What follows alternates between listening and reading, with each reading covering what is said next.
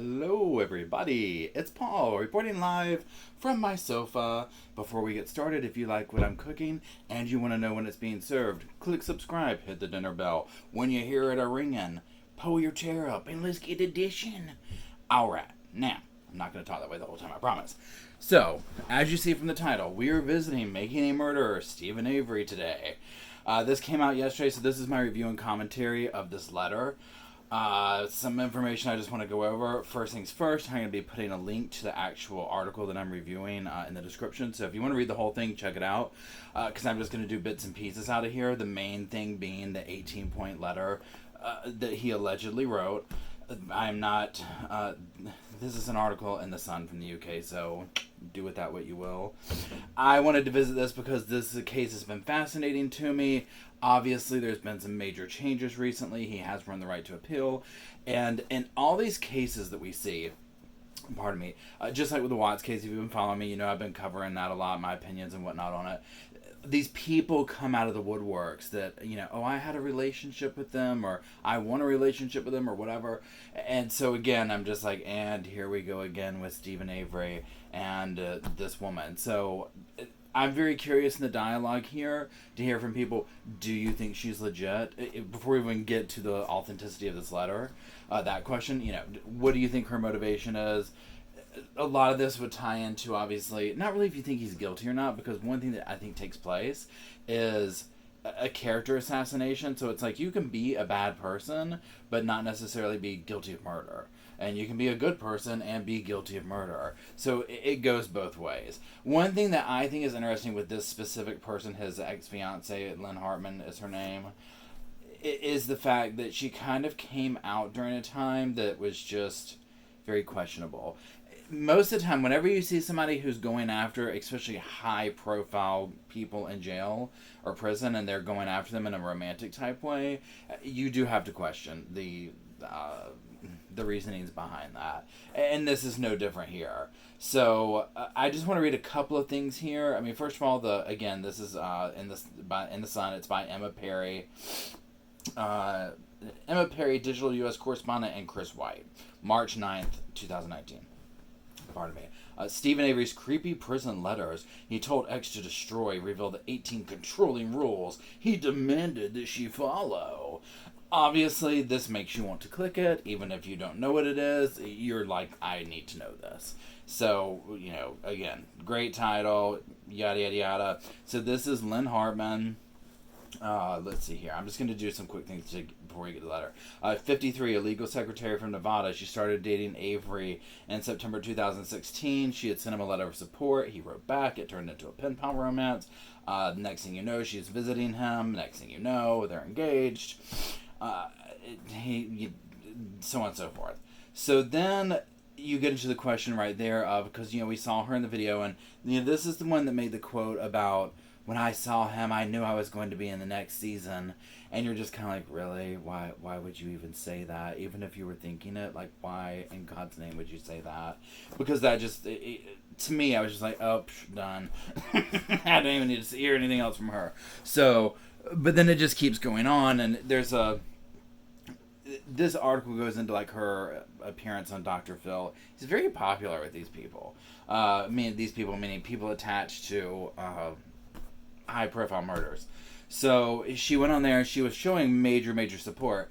But then, basically, according to her, after she went on there, she got so much hate mail, so many horrible things that essentially she was like, I'm breaking this off. And then he started getting very threatening with her.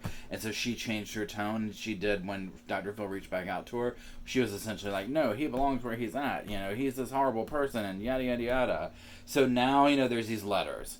So, and I'm just going to go skip to one and let me find it real quick. You know, basically, where is it?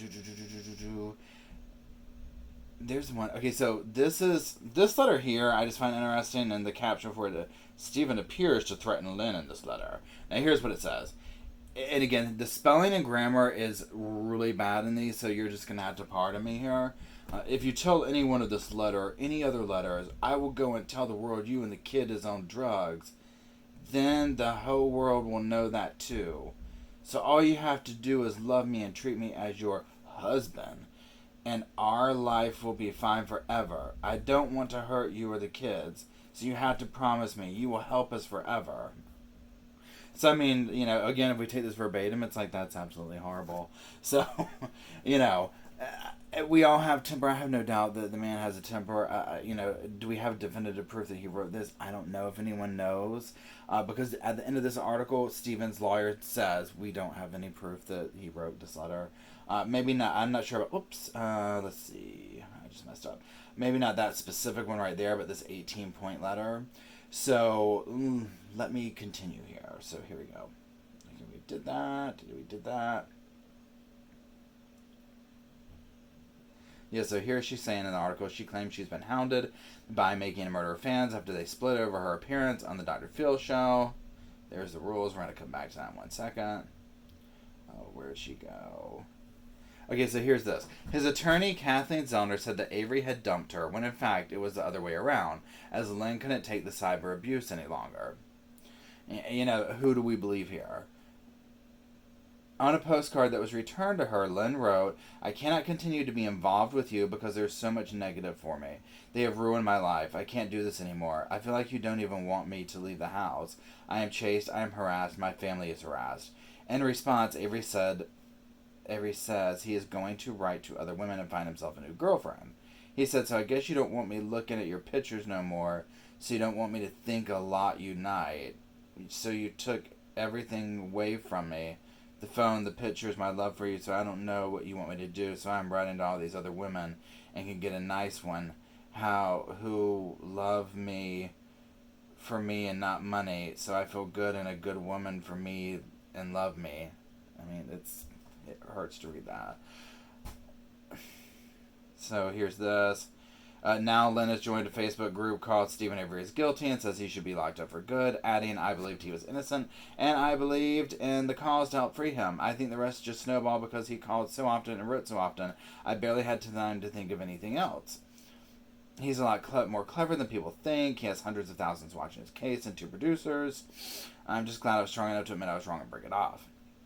As soon as I stopped answering his calls, the threat started, and the true Steve Avery presented himself to me. I know he is guilty as charged right where he belongs. He is not a good man, and he is not innocent. He is a violent criminal who is right where he belongs.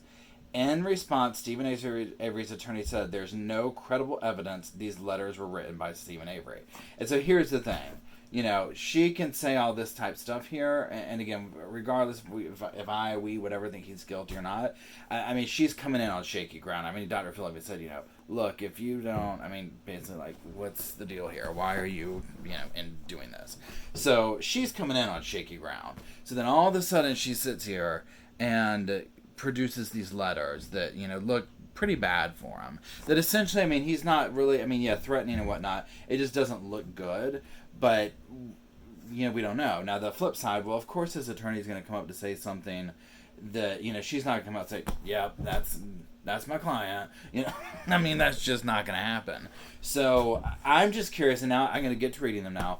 I'm just curious for everyone to weigh in on it. What do you think? Do you think there's any validity whatsoever? Even if we do think that she was doing this, all the relationship for publicity, yada yada, which I do think so.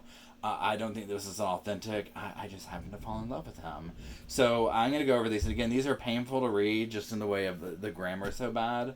Okay, so the 18 rules that he claimed that she had to live by. Number 1, you will not use any letters of mine or pictures of mine without my permission from me.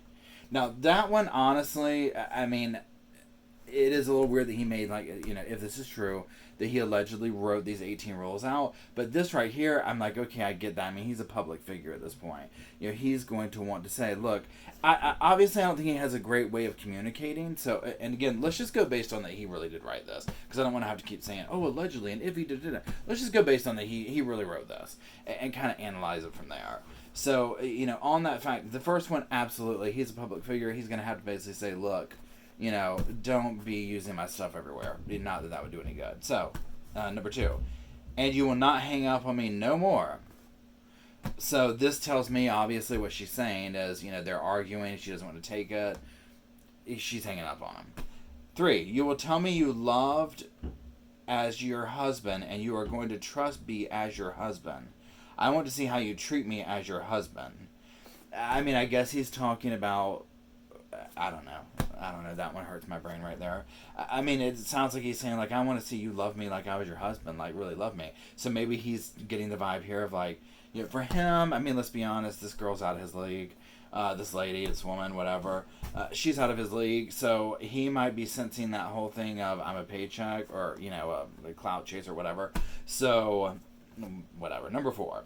No way out. We are in this, and I love you as the world. Okay, now look, the only time that would sound good and cute to me is, like, your first thing in a high school, maybe middle school. Anything above that, I'm just like, ooh, whoa, calm down there. Calm down now.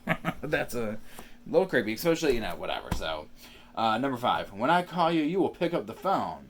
You are only a housewife. Maybe he's a man that likes his woman to be at home, and that's all he wants. I don't know. Or maybe he's trying to say, you'll pick up the phone, all you do is stay home, so pick up the phone when I call.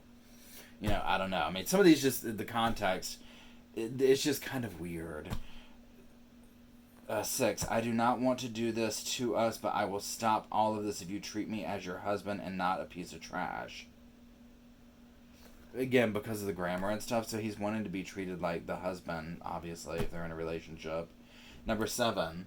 I love you as my wife. I am not a piece of trash. You got me doing this. I would never do something like this in my life, but I have to do this so we can be husband and wife when I get out. Oh, okay. Okay. That's what, okay, yeah. I will call you between the 10/21/2016 to 10/24/2016. I need time so I can feel better. Stop being mad at you so I don't go to the web and talk about you. So here's where he's talking about, you know, trashing her name and stuff like that. I don't know how he gets on the internet in prison. Maybe they have it at that jail. I don't know. 9. You treat me good and nice. Gotcha. 10. I know you don't want me to go to the web. One kid might lose her kid. So do you want that? I know you don't. So do you want that? I know you don't. And I think she will hate you if I want to the web and tell the world this. I mean, you know, honestly, she probably didn't. It probably took a while. Like, say this is all real. Probably took a while to figure it out as a threat because you'd have to decipher this and translate it. 11. And one more thing.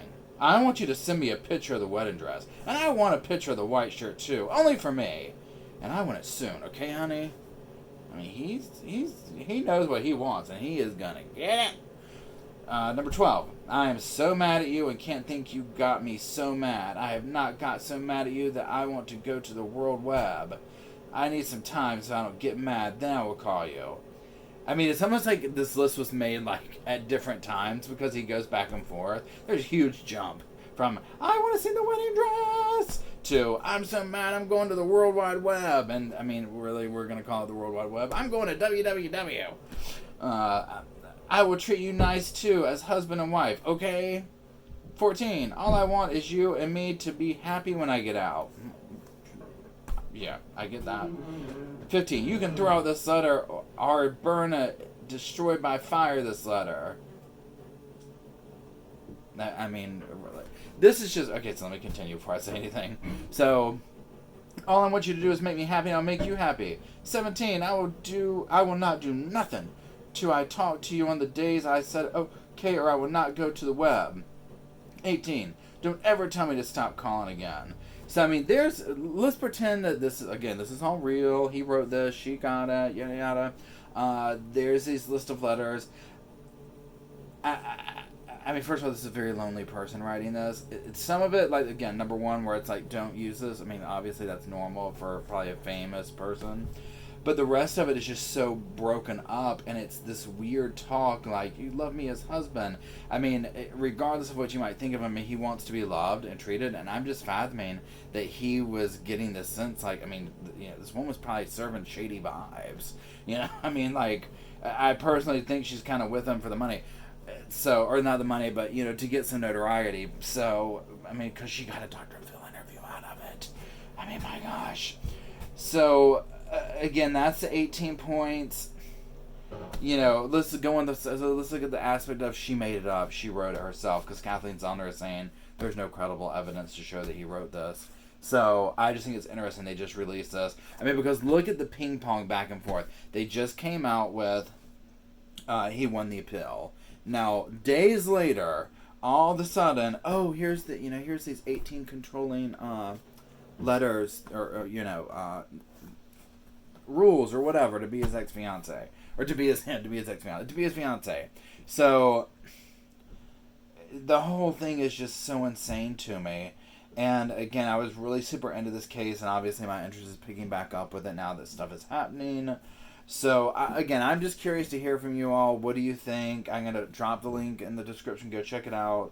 And that's that. So, side notes, I am going to be doing, a lot of people have been asking me to do a video about my camper and kind of like the decisions to do that and so on and so forth. So I'm definitely working on that so that I can, kind of the points that I want to do, just to answer some general questions to help people. I'm very new at this. We've not even had this for a year. So this is a new lifestyle, but I definitely have learned some lessons in it so far. Some good, some bad. But I'm definitely going to do that. So absolutely, it's on the way. Again, hit that subscribe button if you want to keep hanging out with me. And that's that. I hope everybody is having a great Sunday and a great week ahead. And I will talk to you soon.